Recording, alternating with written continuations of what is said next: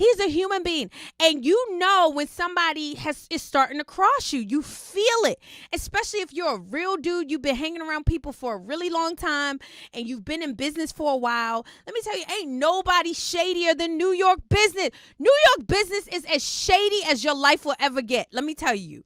Like it prepared Trump for politics because New York's business is so shady.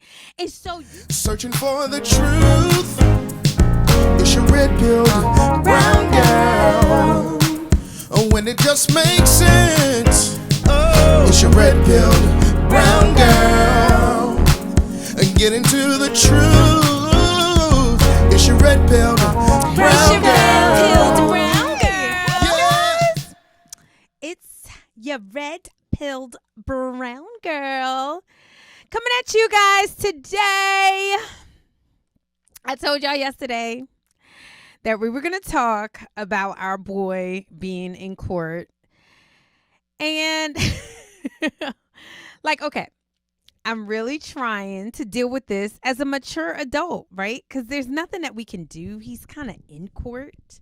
Like, right? We can't really do anything. I hate that he has to deal with this. I just find it like the fact that people are just kind of jumping on the bandwagon that Trump is somehow this like criminal.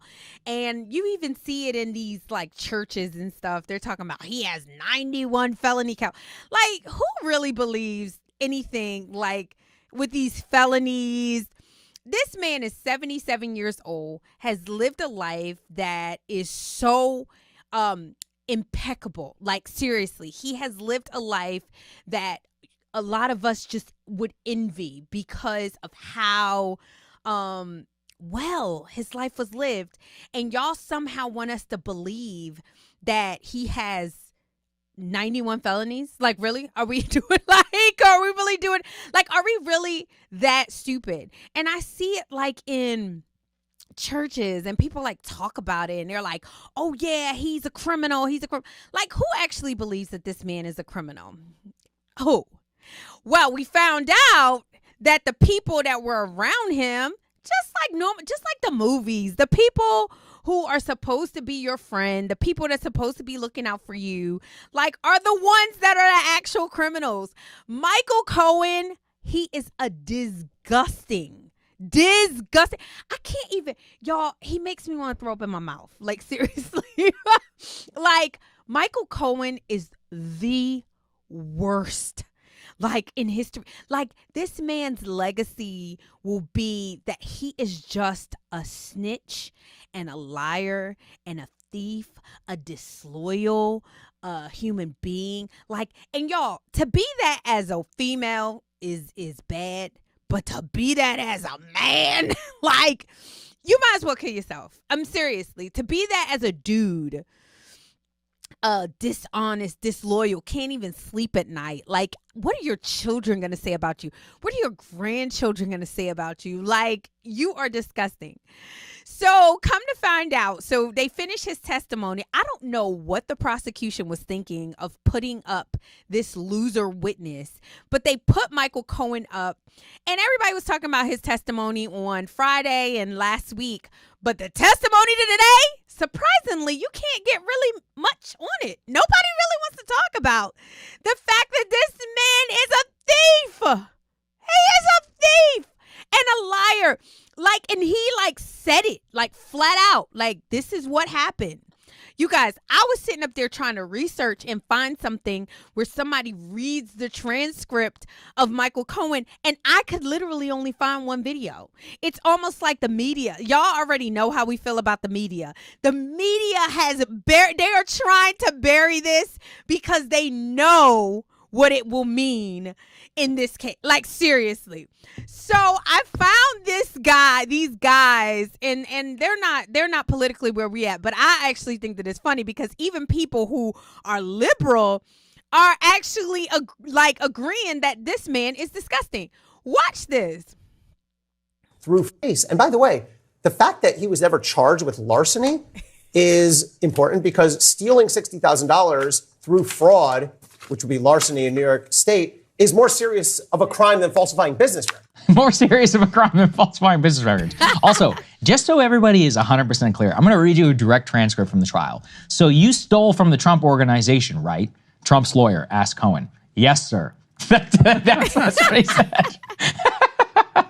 It's like you can't even make this up. He also later testified that he stole as a form of self-help in response to Trump slashing his bonus from the $50,000 bonus that he received to the $150,000 that he had previously received. He says, I was angered because of the reduction, so I just felt like it was a form of almost like self-help. Self-help, and he admits, so you stole. He said, yes, I stole. He said that under oath, but he's given immunity by the prosecutors, Ryan.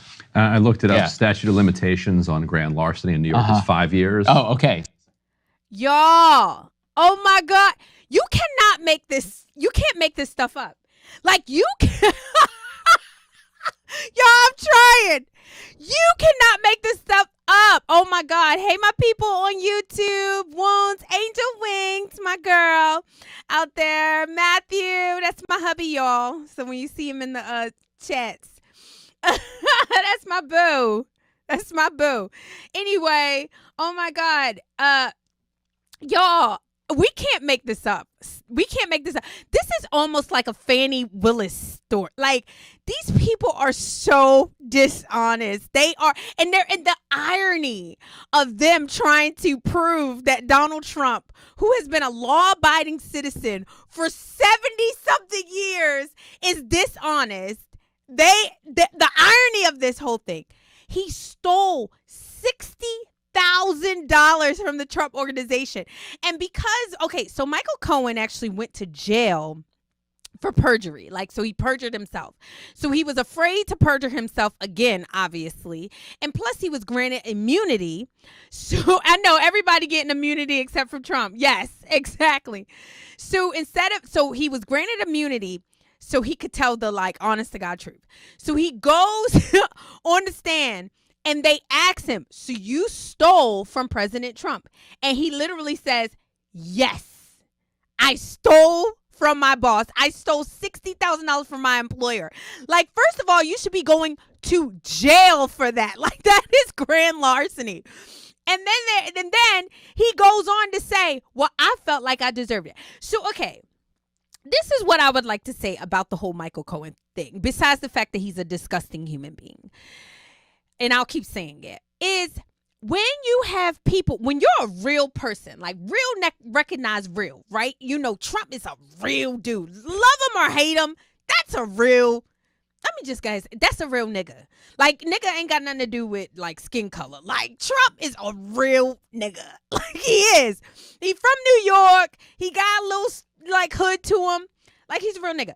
So when people were hanging out with him or people around him, you start to feel like, you know, and this guy, you know, Michael Cohen is trying to be around him, trying to be in his organization, trying to be his Mr. Fix-It, and probably he was fine. You know, he's probably fine in the beginning. But when people start switching it up, I mean, y'all seen New Jack City, right? When, you know, y'all seen New Jack City? When people start switching it up and you're like, hold on, and they starting to move different. I know y'all seen Belly, and you see when, like, they start to move different and you just like, hold on, you're not the same. Like, what happened to you? The feds got you talking to the feds. Something's going on. And Michael Cohen started to record him. Like, first of all, like, why is your lawyer recording you? Michael Cohen started to steal money from him, start to stack money, start to do all these things that just cause you to not trust a person, and then gets mad when Trump doesn't use him anymore. Because, yo, you shady and you're showing you are shady. I'm sorry. This is ridiculous. Exactly. Wounds, you said Trump isn't perfect, but the attacks on him are ridiculous. Absolutely. He's a human, though. You can tell when a person started to move different. And Michael Cohen started to move different, and Trump started to cut his losses with him. Sorry, bro. That's just the way it goes. So then they call Robert Costello. So Robert Costello starts to almost starts to replace Michael Cohen. They tried to work together at some point in time, but Robert Costello was like, he probably was like, yo, you need to cut this dude because he's a loser, like talking about Michael Cohen. And so I guess Trump decided to cut ties with him, rightfully so. And Michael Cohen, like a wounded lover, starts to snitch, telling all these things. Like, he worse than Cassie. I mean, like, he's such a girl. Anyway, so the defense calls Robert Costello to say what was going on. And so Robert Costello starts to testify that Michael Cohen is a dishonest person. Anything that he told, so whatever he asked Michael Cohen, did Trump know anything about it? And Michael Cohen, according to him, says, no, I'm doing it on my own. Trump doesn't know anything about it. So the defense calls him, but he's visibly irritated, right? So he's irritated. And the judge, starts reprimanding him on the stand. Well, you already know how I feel about Judge Juan Merchan, not an American. Juan Merchan, not an American. He should already recuse himself. His daughter works for the Democrat Party, and I'm going to keep saying it because I think people are not understanding how bad this trial is. Juan Merchan is already a dishonest person. Him and his family probably came across the border illegally years ago, and now he's ending up in our justice system, and he doesn't understand how things work here. You recuse yourself if you know that there is a conflict of interest, or even the very appearance of a conflict of interest. You recuse yourself. But yet and still, Juan Merchan decides to preside over this trial. So Robert Costello is just irritated, which anybody, if you are a Trump loyalist or if you are just an American loyalist and you see the BS that's going on with this trial, it's irritating. It is, to see your resources being thrown down the drain. So many people in that. I mean, think about it. You're in this courtroom. The judge is getting paid. The bailiffs are getting paid. The person who's recording, the court recorder, the court reporter, all these people are getting paid on the American tax dollar, all for this foolishness when they can be out there taking care of the schools, the roads, the crime, the grocery, everything, right? So it's irritating. And then they're asking him questions about a man who has done nothing wrong. So he gets pulled into this trial. Robert Costello is irritated, like I would be. So Juan Merchan makes this whole, I'm going to hold you in contempt. And then it's reported that he actually sends everybody out and still keeps it recorded. And says, I'm going to hold you in contempt. I'm going to tell the jury to strike your testimony if you don't stop staring me down. Just fool. Like, y'all, this is a banana republic. Saying that Robert Costello is staring him down. Like, what are we doing, you guys? And that's why I'm so upset that they didn't allow cameras into this courtroom, because now we're having to base it on media that's very, very biased. And honestly, I don't trust it at all. But if Robert Costello was staring him down, he said, "Sheesh, good Lord." He kept saying those kind of things because this is foolish, you guys. This is really, really foolish. And anybody who's real, anybody who cares about this country, anybody who loves New York, anybody who is a Trump loyalist is not going to be down for that. It's going to be irritating. So I'm not shocked at all. I think that this trial is really just one of the saddest things in America right now, to see how we are going down. I was watching this lady today, and it was so amazing. She was on Real America's Voice. I'm trying to find her name. I'm about to find it. But she actually was talking about how unserious or how not serious our country has become. I mean, seriously, this lady's name is, let me tell you what her name is. Karen Karen Siegeman. And she started talking about, she's a part of American Freedom Alliance. And she was talking about the differences on how other countries like view us, and how China has completely taken everything that was so good about our republic and started to implement it in their communistic society because they understand that it works. Can you imagine that something like our country, so great of a country, starts to be replicated in a communistic country, and we start replicating communistic behaviors? Like, we are just not a serious people. Our congressional people are not a serious people. Our president, oh my God, he's not a serious person at all. And then our court system, our justice system, is just not serious. And it's really embarrassing at this point, especially on the world stage. It makes me so sad. Speaking of world stage, Trump and Biden are supposed to, they got 2 dates, you guys, that they're supposed to be debate. How many of you guys seriously think that this debate is going to happen? I honestly will believe it when I see it.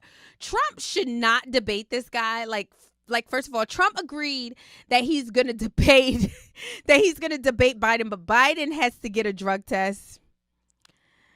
I just kind of feel like it's a waste of time. Like, it's a waste of time for Trump. Trump is making headways. People are seeing, people are suffering, and they want Trump back. I was talking to my cousin, and she's hood Baltimore, and she was like, "Bring back T Daddy." She was like, "Bring back T Daddy." She like she was saying how everybody in the hood especially are struggling. And that's what people don't understand. When rich people do well, everybody does well. When rich people are starting to lose a little bit money, it affects the poor way more than it affects the rich. And I don't think people really understand that. So everybody gets mad when Trump's like, oh, he's doing things for the rich. No, he's not doing things for the rich. He's doing things for the economy. He's doing things for the United States of America. Because when rich people do well, everybody does well. When you strengthen the middle class, everybody does well. That's just the way that it works. Democrats, since the beginning of time, have been trying to give the poor more and more money, and it does not strengthen the poor. To give them more money, to give them more entitlements, it does not strengthen the economy, and it doesn't even help the poor. That's the way it works. The Bible says the poor you will always have with you. So the economic strategy of the Democrats has hurt people so much, including black and white. It's ridiculous. And that's why they're working so hard to try to replace us, or replace Americans with the Hispanics. Anyway.